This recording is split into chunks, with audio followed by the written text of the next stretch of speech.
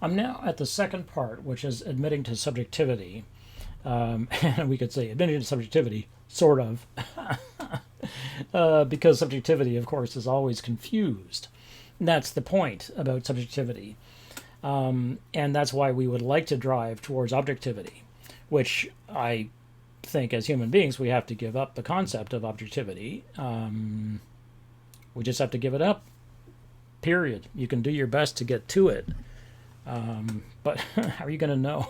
How are you going to know when you get to it? The best you can do is get near it, I suppose. Anyway, French critic Roland Barthes proposed a kind of writing which he called degree zero writing, which was the I used this as one of the headers, if not the main header, for the last lecture on O'Brien. And Bart wrote a little book about this, and it's actually very readable if you just need to know a little tiny bit of semiotics. So if you're interested in reading it, let me know, and we can look at it together. I'm happy to do that. And you really don't need to know much. I mean, you know, the stuff the semiotics you need to know would take like 10 to 15 minutes to discuss. Anyway, what he was thinking of was a kind of transparent writing where there would be no inflection in the writing. Like it would be pure denotative writing. So I would say the words and you would get exactly what was in my head. Denotative writing is, or speaking, is one-to-one speech, where I say one thing, you get that exact same thing. So usually we sort of move over to science or maths or some kind of provable thing for this. So if I say 2 plus 2 equals 4, you should know exactly the 2 plus 2 equals 4, and there's no deviation in our heads between this concept. It stays exactly the same in your head as it is in my head. That's denotative. Connotative speech or writing, which is what we're used to doing, is I say give you a sentence or two, and you read it, and as you read it, you begin to interpret it. And your interpretation of it is necessarily going to be different than mine, even if we're using the same language with the same dictionary, the same basic understandings. Because you are who you are, and because I am who I am, because we're different people, we are going to make different kinds of images in our head about what the thing is. If I say, the girl pulled a yellow truck down the road, well, what kind of truck was it? What kind of yellow was it? What was the road? Where was the road? How old was the girl? All those things, you're going to fill in all those blanks. And I'm going to too. And I would have to say the 8-year-old girl who had blonde hair, and I would have to describe absolutely everything. So, well, what kind of blonde? How long? Is it curly? You get the picture. So denotative writing is this kind of one-to-one writing. And Barthes imagined in writing degree zero. And degree zero means that on a Cartesian grid, so on an x, y, z axis, 0, as you know, is at the center of the three axes, right? That's where 0 is. 0x, 0y, 0z is right at the center where all the axes cross. And so what he imagined was that here would be writing where there would be no inflection, no changes. So I would write it, you would get it exactly as I saw it, as I intended it. So some kind of perfect communication, which is often what people have thought about, say, for telepathy. They're like, oh, and then people would, okay, whatever. Okay, it's an interesting idea. So there's no hindrance, basically.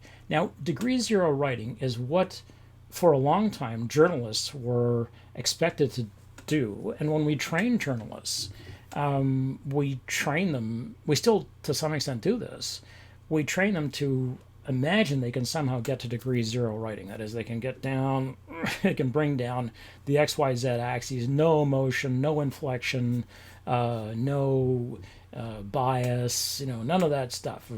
Get it all down to zero, and that should be our intention.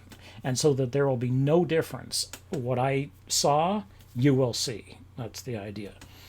if such writing ever existed, it certainly cannot survive in a war ecology, or really in any traumatic ecology. Trauma is going to blow up, image intended, the concept of 0 degree and end it. There's just no way that human beings can go through trauma and then narrate it in some way which is without any inflection or affect. So, among his admissions about story truth and happening truth, O'Brien knows that we are going to begin to reconsider what he's told us, some of what he's told us, right? It's necessary, for instance, to tell a lie, he will argue.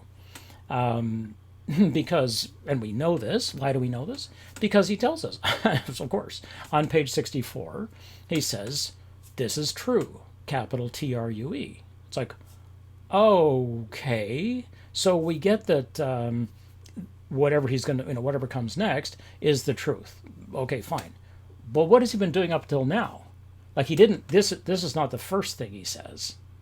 This is like on the page 64 of what he says. So what's he been doing up until this point? He hasn't been telling the truth? Because if you come along halfway along and say, oh, and by the way, this is really true. It's like, yeah, I've been assuming that since you are a trustworthy narrator. But if you're now saying to me, oh, and this is true, it's like, well, hold on a second. Well, what about that stuff in like on page 30, there? Well, it's like, well, I might have amplified it a bit. I might have sort of, changed things a little bit. It's like, well, how much? I mean, how much is a bit in your estimation? And so I have to go back and go, whoa, wait a second. So as soon as you have a narrator tell you this is true, it's like, oh, man, it's game over. You've got to start again. You've got to go back and say, okay. So if you weren't wondering up until now, you better start wondering, right? That's the motto. And that's the point of this text. One of the points of this text is that to make you uncertain about what you're hearing, so that you're like, I think, so you start off with, I'm sure, and then it's just like, I'm pretty sure.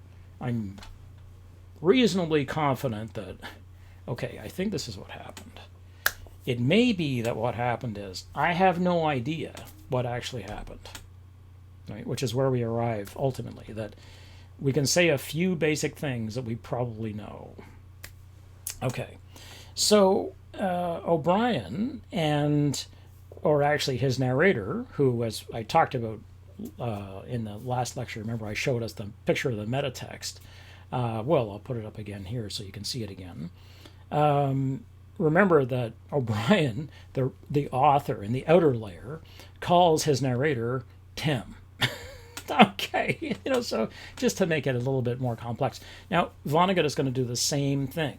So you're going to take the stuff you've learned, what we've talked about from this week, and you're going to apply it to Vonnegut. And it's going to be a lot of the similar ideas, but Vonnegut tends to be, for some people, a little bit more, a little bit less open, I guess. Some people just adore it. It just takes time. Okay, so he says on page 67, it's all exactly true. Okay, it's like, why does the word truth need to be modified by exactly, as opposed to partially or sort of? It's all exactly true. It happened to me nearly 20 years ago, and I still remember, ... right? So, okay, so it all happened to this one person 20 years ago. So we're going on a 20-year-old memory. Whoa, that's reliable, sure. Like, I mean, how good are your memories of, say, being 10? Are they reliable enough to go to court on? If somebody says to you, so what happened on, the day 3 days after your birthday, of your 10th birthday, what happened on that day? You're like, well, I remember I broke my arm that day. It's like, exactly. So what happened? What led up to that? You're like, I remember being at the hospital. Okay. So 20 years of memory? It all exactly happened? Okay, we got to slow down, right? So how would we know? How strong does memory stay? And how much is it going to shift, right? Because the ground is going to start to shift underneath our feet. Are you positive it occurred the way you remember it? Or is it that your memory of it, maybe your memory came from a snapshot that somebody took. Somebody took a picture of it and says, look at how miserable you were in the hospital. You're like, yeah, and that becomes your memory, right? Okay, so have a look, for instance, at this piece of film about a person disappearing, where each person's narration of the person disappearing seems just as valid as every other person's narration of it. Okay, so have a look at that. Habían 4 soldados con un oficial y 2 más trayendo unas cajas. She says it was late afternoon when they brought him out. There were 4 soldiers and an officer with him, and 2 other soldiers carried boxes of things.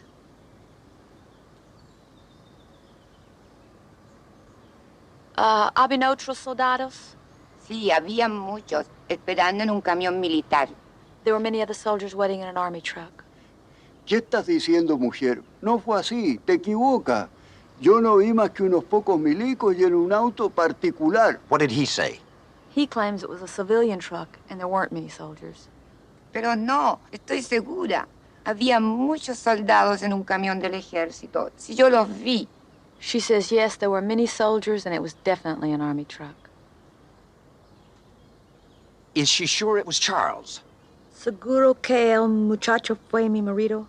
Yo estoy segura que sí. Huh? She's pretty sure. She's pretty sure. With witnesses like this, no wonder nobody can find him. Well, pardone, buenas, gracias. Buenas tardes. Gracias, tardes. Hasta luego. Okay, now, this is a famous recreation, and it's the beginning in many ways of what we now consider to be sort of docu-fiction, docudrama, recreations, and so on. But in 1980, which is when this is from, a film called Missing by Kostagavras, who's an astonishing filmmaker, Greek filmmaker. And this is an amazing movie. I mean, if you don't know Kostagavras, oh my God, I cannot recommend him highly enough. See a film called Zed. It's just the letter Z. Or Z if you're from America. State of Siege, Missing, Betrayed, pardon me. He's just made a pile of good films. Amazing films. But this one is in many ways one of the most powerful. And it's about the abduction of an American in the coup in Chile in 1973. Anyway, the point about the film is that it uses reenactments, and this is something that's going to start to become a major thing, where people assume that what they see on film is the way things are. Well, if you film everything as if it's real, and then you show people 6 different versions of it, which one are they going to choose? If you say, what if none of them are real? Then people are going to be upset. They're going to get upset, basically. When you start to confront people with this stuff, they get pissed off because they're like, well, what is the actual truth? Come on, just tell me what actually happened. It's like, right.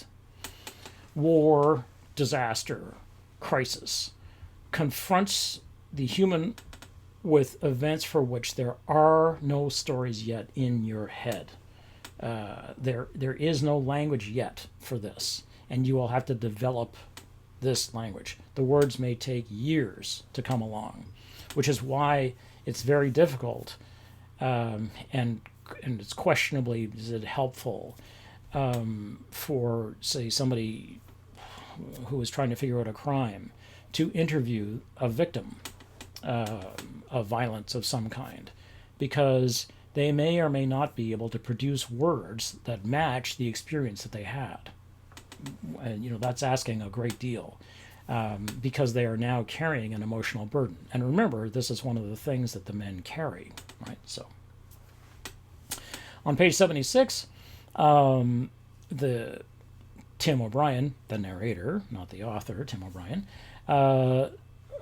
tells us, the rest of us stood in a ragged circle around the baby buffalo, and for a time no one spoke. We had witnessed something essential, something brand new and profound, a piece of the world so startling there was not yet a name for it. Right? So here's something, this is page 76, so here's something where the narrator, even the narrator, cannot come up with the language to describe the emotional state of the people involved in this horrific act, basically. What is it that the soldier felt? What is it that Bunny experiences when before he commits the war atrocity in Platoon? But that's all about story truth, right? At the moment it happens, there's no explanation. Can we trust some explanation that comes after the fact? Well, it's hard to know. There's this beautiful elliptical moment on page 29 where Cross, the character, and O'Brien, the narrator / author, who has become the author, who is not yet Tim O'Brien, the external author, are having this. Cross comes to visit him. And he says, Cross says, make me out to be a good guy, okay? Brave and handsome and all that stuff. Best platoon leader ever. He hesitated for a second. And do me a favor. Don't mention anything about... No, I said. I won't. This is page 29. Now, this is just a brilliant exchange. And it just goes by because it's so normal. It just seems so unremarkable. But the author is revealing a major gap in the narrative. It's like, here's the story of Jimmy Cross, abyss, and then the story continues. What's in there? We'll never know, right? We have no way of finding out unless we can go back to O'Brien and say, the actual author, and say, what's in this gap here? And he'll say, I told you I would never say. And you can say, okay, well, who's Jimmy Cross? He's like, he's dead. So that's it. You can never know, right? So don't mention anything about what? No, I said, I won't. So what the author is doing is pointing to a gap, a huge missing space. Something which, at the very last minute, Cross doesn't want us to know. Why? Because it was massive? It shamed him? Or because it was unimportant? It made him look bad?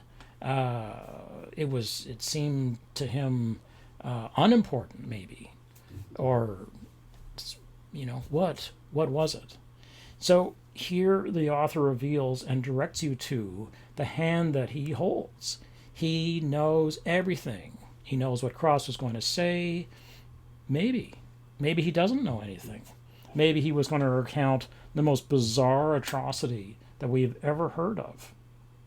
Or maybe it was just a small private act between the two men. But no matter what it is, the storyteller is telling you, you will never know. We will never know, because this is a story truth.